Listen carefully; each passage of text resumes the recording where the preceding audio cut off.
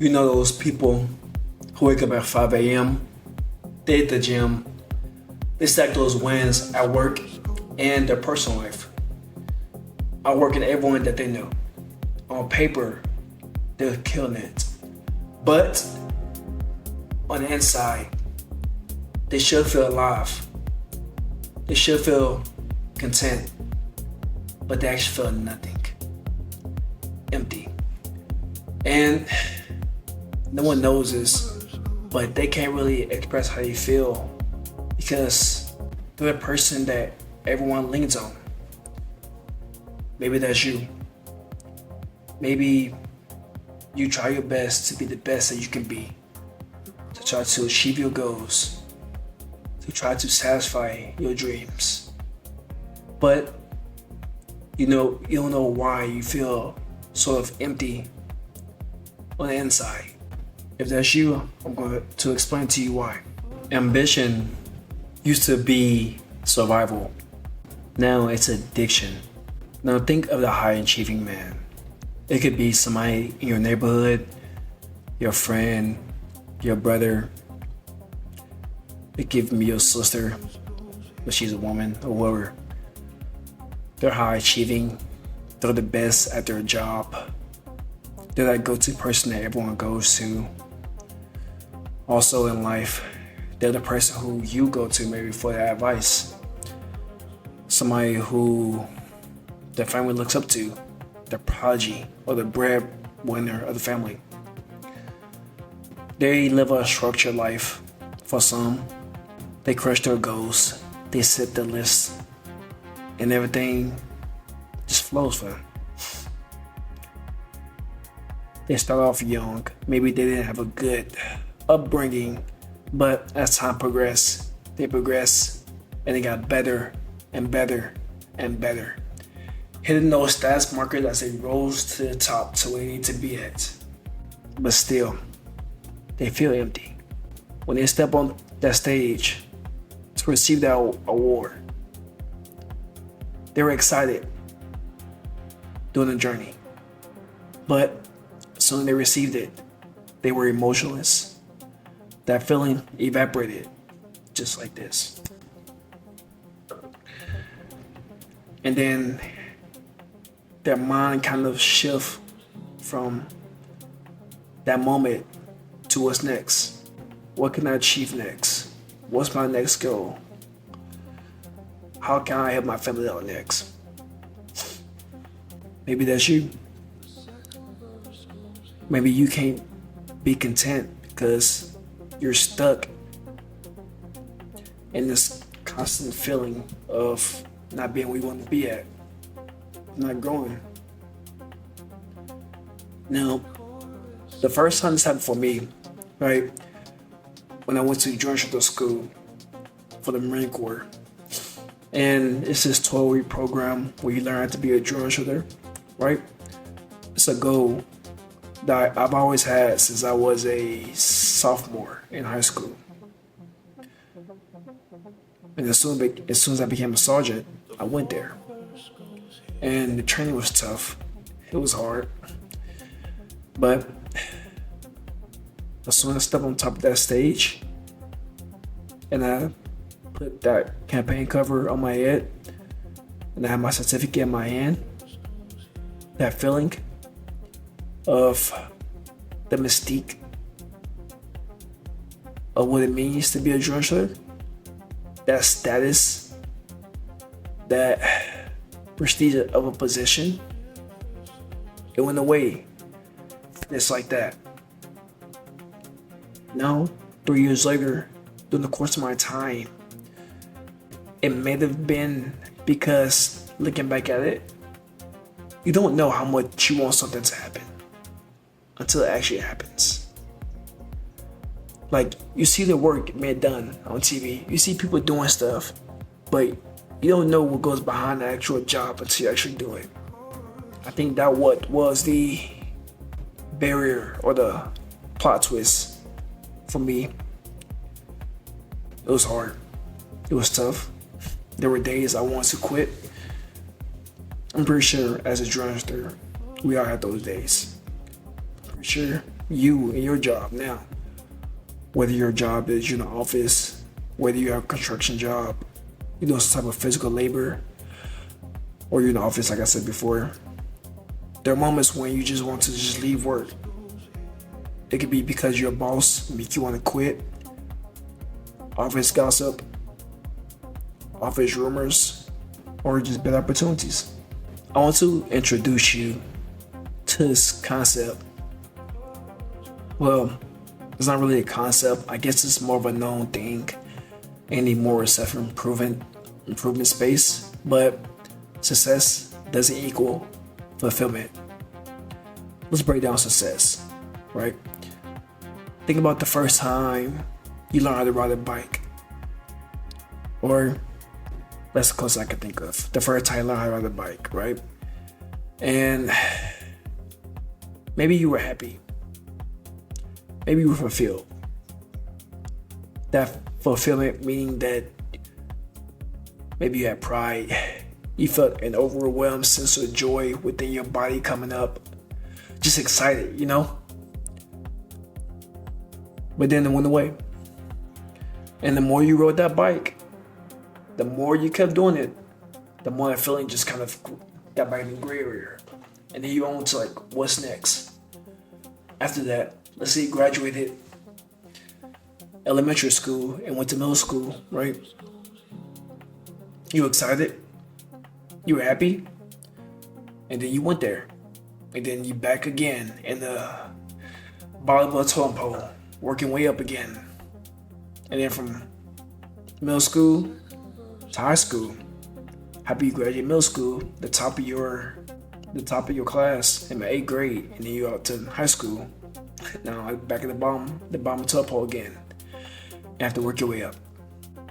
I have this kind of mindset when it comes to this, right? Of having meaningful goals and not following your purpose. Because I believe purpose is fluid. It kind of ties in with meaningful goals. With meaningful goals, you can put whatever adjective you want on it, whether purpose, purpose, goals, whatever. You can put whatever adjective you want on meaningful goals, but purpose is fluid. It can go, if you set your goals down and you achieve each one, you don't need to have purpose. You just need to have a direction of where you're going to, some type of direction in your life. There's this sort of lie in modern masculinity where you've been sold that if you win enough, you'll be enough. Meaning, as you accomplish those goals, as you achieve these status markers, as you achieve whatever your overall objective is, you'll get a feeling that you will be okay. But yet you still feel empty. You still feel like there's more. You still trying to see what's next. And for me personally, I feel that way too. I don't think it would never end. But I think that's the beauty of it. That's the beauty of work, right? Now, if you want to go on the social media side, you can compare yourself to social media highlight reel, where all you see on social media is people in their Lamborghinis, their cars, their nice houses, your friends living it up, in the good relationships. But no one ever showed the bad part of the relationship. No one shows the arguing back and forth. No one shows the part where the man got kicked out of the house, or the woman got kicked out of the house and had to go stay with their mom, brother, sister. Or the male got kicked out and go stay with his mom, brother, sister, or friend. No one ever shows the part of life where they went homeless or broke for a little bit. No one ever showed the part of life where they're struggling to start a business. How they, when they first started doing their funnel, they're still trying to figure out how these different ads work. No one ever shows that. They just show the good part. They show the end goal. That's why many people think that people have overnight success, because people don't document the whole way through. The other bad thing about this is that this culture kind of teaches us to suppress our emotions and to provide, perform, and protect, but never feel. Right? Let's say that you're a man. It sucks to say, but let's say that you're a man. It doesn't suck to say. I mean, in regards to this scenario I'm going to give you. And you have to work 3 jobs to support your family. You have a wife who's a stay-at-home mom, maybe, or she has a job as well. You have your kid or your son or daughter who have to come off from school when you're not there because you still have to work to pay the bills. But they don't know that. They don't know why you're so hungry. They don't know why you go home. They don't know why you coming back home tired because you've been working all day. They don't know the amount of sweat and grind and hard work that you put in order for the family. But you have to compress that. You have to suppress it because it's what's society. It's just society we are now. And in my personal point of view, it sucks to say, but that's just the way of life for men. You just gotta accept it. Shit sucks. It will fucking suck. But oh well. What else? What else you gonna do? Complain? Cry about it? Or man up, pick your balls up, and get to work. Be better. Because I know me, because in the Marine Corps recruit training, I was a senior drill instructor. Many kids cry because they think that would help them not do a certain task that I require them to do when they won't. You crying won't change your situation. That's, again, don't take this wrong way if you're a female. I think that's a female trait to kind of cry over something that you can't control. It's okay for them. But you, as a man looking at this, it's not okay for you. You have to be the one to take care of your family or your responsibilities if you don't have any kids, to pay your bills, otherwise you'll be on the street. I also want you to take this sort of thought, I call it the anti-vision. What does that mean? Use reverse psychology. What would your life be like if you had kicked out your home, you were homeless, your mom loved you, your dad loved you, not your dad, your mom loved you, not your mom, your wife loved you, you in the street. How did you get there? What? Now use those steps in order to kind of see what you do in order to kind of backtrack from there. What can you use from those steps that got you homeless into the street? What can you learn from those steps and for you to be better, right? Because most people don't think about it like that. Most people in the US are a paycheck away from being homeless, one bad event away from being homeless, right? But to go back on the topic of you as a man and how the more you achieve, the more people think you will feel, or the more you think you'll feel enough, and then your identity then becomes do more, be more, and achieve more. And the more you achieve, the more you think you'll be better. But the higher you get, the higher you will feel like you're never there. Like you still got more you have to give, more things you have to do in order to be better, which in turn results in you overthinking things, isolating yourself from your family and friends, not wanting to speak, burning out because you're overworking yourself, or because you're lacking in sleep. Imposter syndrome, meaning you feel like you're not supposed to be where you at. Like me, I can feel imposter syndrome right now speaking to you, but I don't, because all you need is confidence in yourself. That's all it takes. You have confidence in yourself. I know you do. You just gotta fucking believe it. And the way to believe it, though, is to stack those small wins in your life over time. Ask yourself this question. What small wins did you do in your life that helped you get to where you at? What small wins in your life can help you build that confidence up that you can use when you're feeling down, and say, damn, I did that, so this can't be that hard, right? Let's say you stayed up for 48 hours straight working on a project at work or something at school.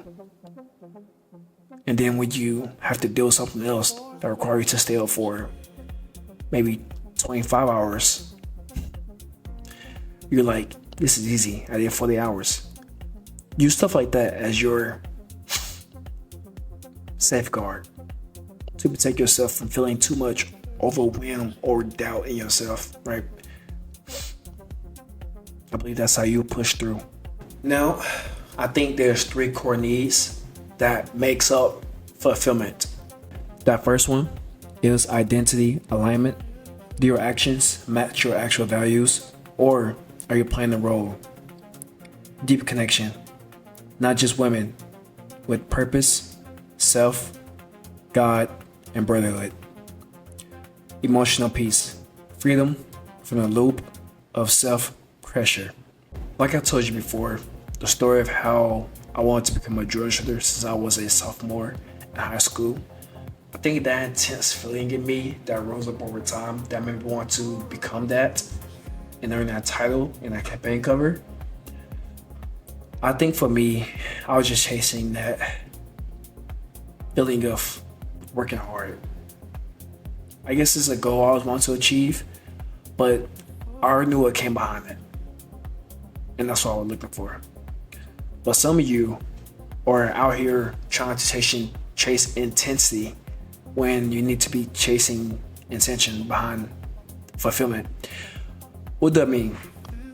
What's the difference between intention and intensity? By intensity, think of it as a mindset. The harder I work, the faster I will get done. Now try this different mindset. The more I focus on certain tasks, the less I do in order to get done, right? Let's change your mindset, right? Most people, or most men like yourself, try to chase intensity, meaning that you're chasing that overjoyed feeling, that feeling of extreme effort to achieve a goal, to go through hard work. It's like the ones who join the frat clubs, the fraternities, and they get hazed, stuff like that, right? Where you can be deliberate and simply just join a different fraternity that doesn't require that. But some, I understand why people do it, because maybe it's something that's passed down from their family, their dad did it, their granddad, their brothers and sisters who were brothers. I was in the program as well. I understand all that, but intention meaning you deliberately chose a way of doing something, not chasing a feeling of intensity or something that requires extreme effort to accomplish. That's the difference. Now, there are 3 steps, in my opinion, that I think that can help you feel whole again. Step 1, audit your inputs. What are you consuming mentally, physically, and socially? Step 2, redefine winning. From external validation into internal clarity, meaning don't seek stuff from the outside. Don't seek your friends' approval, your parents' approval. Seek what makes you approve of what you're doing. Create your peaceful performance scoreboard, meaning that try to do things that make sense with you, that help you perform easier. Step 3, structure real connections. Habits of self-connection. They could be things like journaling, morning silence, prayer. Me personally, I don't do none of this stuff. I wake up and work. I don't need habits of self-connection because I always had gratitude. So you can do this if you choose to. That's why I'll be here.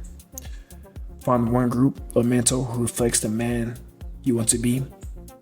Also made a community, a Discord called the Culture of Growth, if you want to check it out.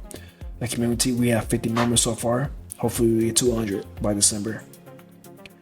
And let people see you without your armor, meaning you have to break out of your shell and show people who you are on the inside.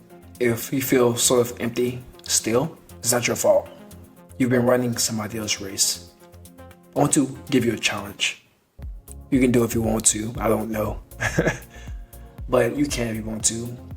Take like 60 minutes. Sit down somewhere quiet and silent.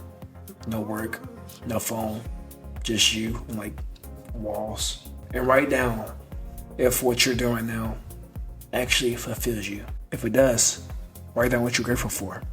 Write down what parts of it grateful for you. For example, me in the military, I'm grateful that I'm in the military. I'm grateful I have friends that can protect me. I'm grateful for the benefits that I get from being in the military. I'm grateful that I get to experience a bunch of things that normal civilians wouldn't be in the military. I'm grateful for the lessons it taught me during that young age of 17 in the military. Things you're grateful for. If you're not fulfilled, then I challenge you to write down the pros and cons of why you're not fulfilled, or what happens if you change your job. Because if you do want to change your job, try to take this reframe. Whose life are you living? A part of you has to die. Who has to die in order for you to live? But that's all I got. Thank you for listening. Stay motivated.